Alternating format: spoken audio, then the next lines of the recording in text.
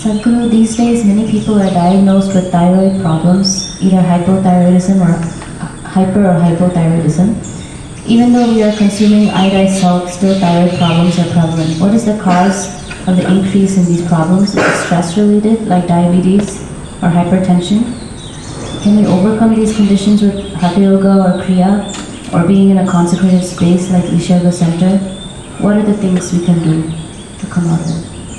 I think a whole lot of people have come out of it with Hatha Yoga practice, no question about it. Being in a consecrated place definitely adds to it. But this pretty widespread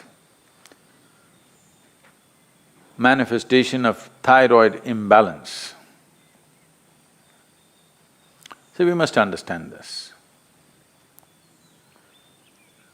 What you're calling as thyroid, in yoga we don't look at the glands like that.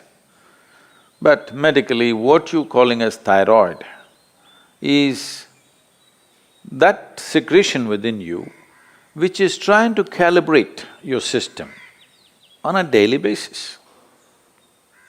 It's just calibrating how much digestion should happen, how much energy should be produced, how much fat should be produced, how much muscle should be built, everything. It's trying to calibrate your physical structure. Your physical structure is very closely related to your psychological structure. Today, there is substantial evidence to show you that if you sit here and think of the mountain, your glandular function will happen in a certain way. If you think about a tiger, it'll happen another way. You think about an ocean, it'll happen another way. You think of a man or a woman, it'll happen another way. Just a thought, nothing. No contact with mountain, no contact with tiger, no contact with man, woman or ocean. Just a thought will fluctuate the glandular function. I'm saying that is how fine the system is, that it is trying to calibrate everything to keep you in a good place. The problem with you is, you need a bullock cart because you are the missing link. You need a bullock cart, but they gave you a fine spaceship.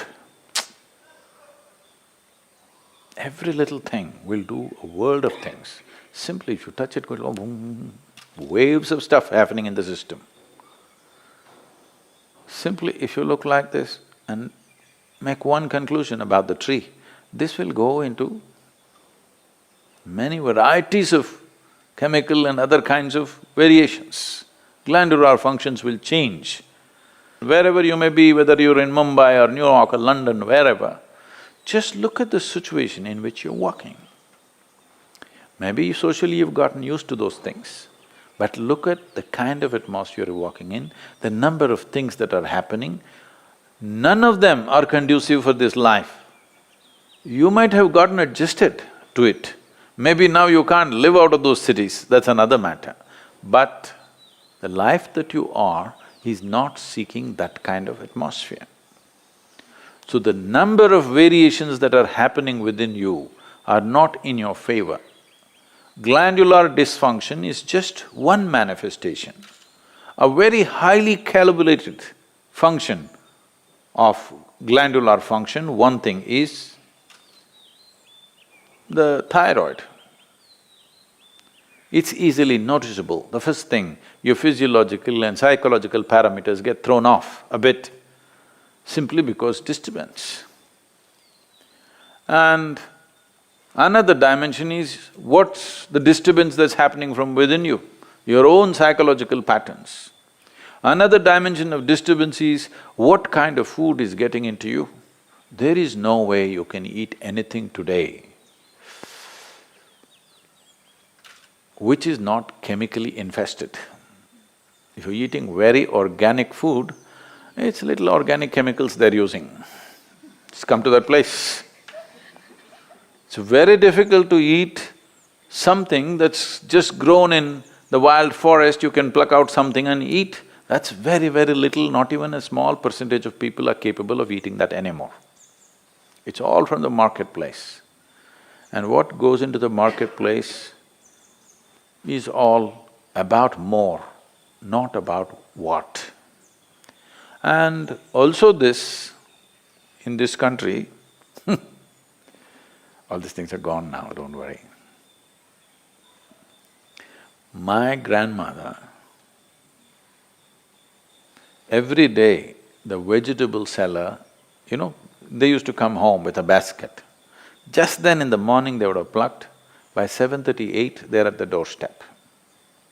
When they come, and she will look at this, when she wants to buy it, she won't allow the vegetable seller to touch the vegetables. They plucked and brought it. It's fresh, just now it's come off the plant. But if it has to go into the balance or if she has to choose 1, 2, 3, 4 like this, she won't let them touch it. You don't touch my vegetables. This is not to keep bacteria away. She doesn't want that woman or that man to touch the vegetables that her children and grandchildren will eat. She will touch it in a certain way. She will fondle it, she'll caress it, she'll look at it like this, and then she will cut it and make it. Don't think this is all funny.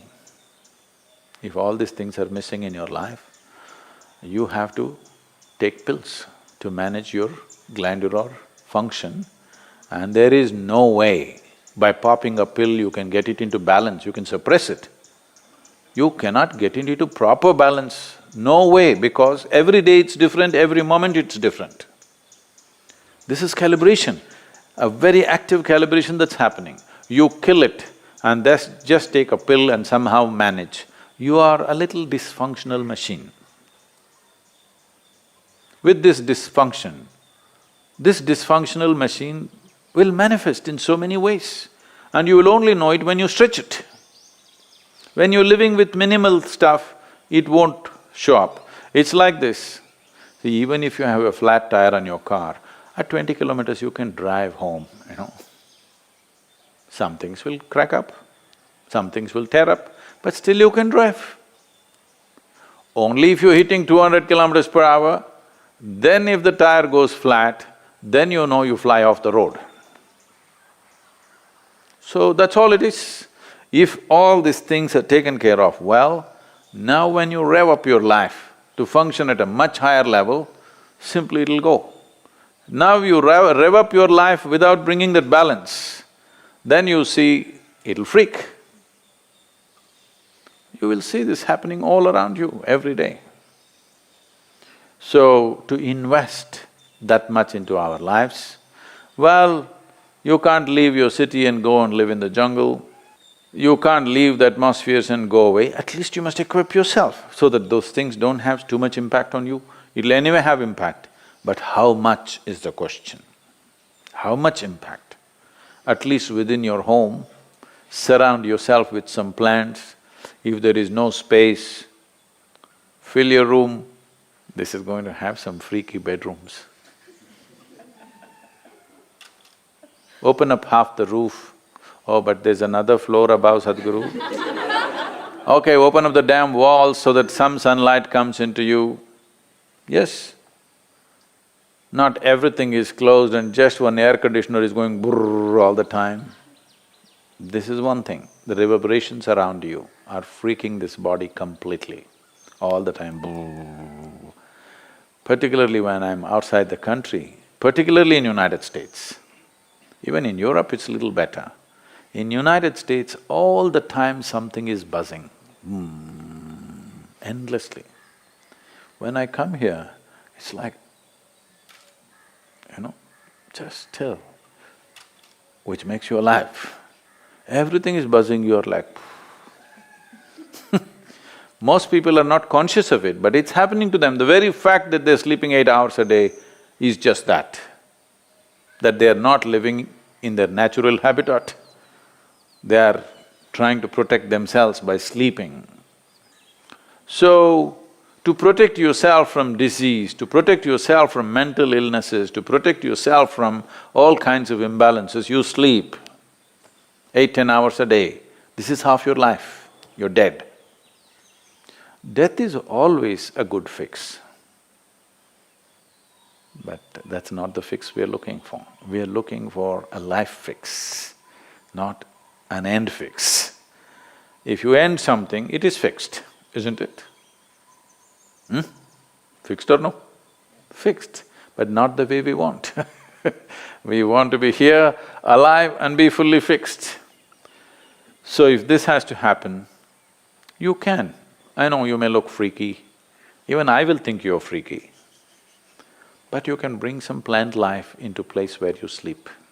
When you walk, you must always be conscious of the life other than human life. Most people are not even conscious of the human beings, so I'm reminding you, you must be conscious of everything that is alive. A tree, a plant, a blade of grass, a grasshopper hopping, and the people that you don't like are passing by. All kinds of things. You must be alive to everything. Don't need to do any, oh, I love the tree. You don't have to love the tree. You have to be nourished by it. That's the only way to live. You like it or not, it's nourishing you right now. Consciously, if you do it, everything will work better. Something as simple as being alive to everything around you, indiscriminately, may regularize your thyroid problems. Of course, morning hatha yoga is there, kriyas are there, all these things will definitely help, and the consecrated, powerfully consecrated spaces are there.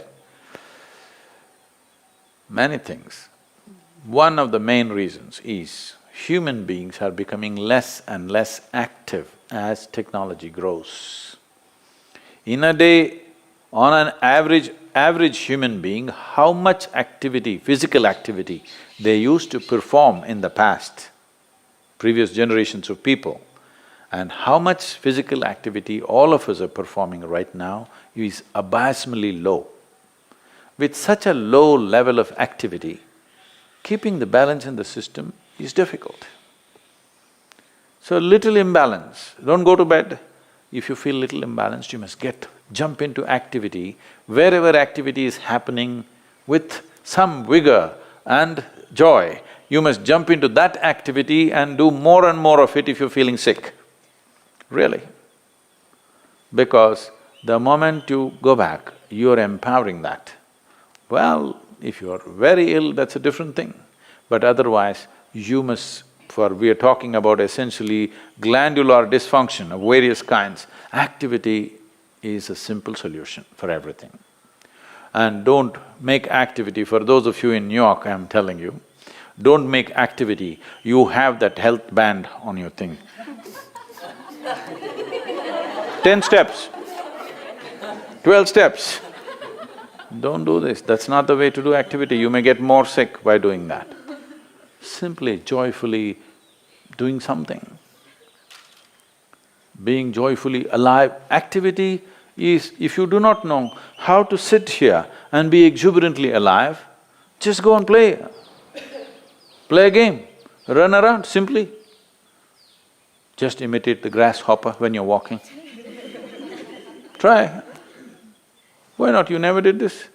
This is the problem with you. When you go now, I want to see you because you're going to walk on the grass. You better grow like a grasshopper. Chuk, chuk, chuk, chuk, chuk. You will see how much aliveness will happen with you. Essentially, your fundamental problem is you have become bloody serious about your life.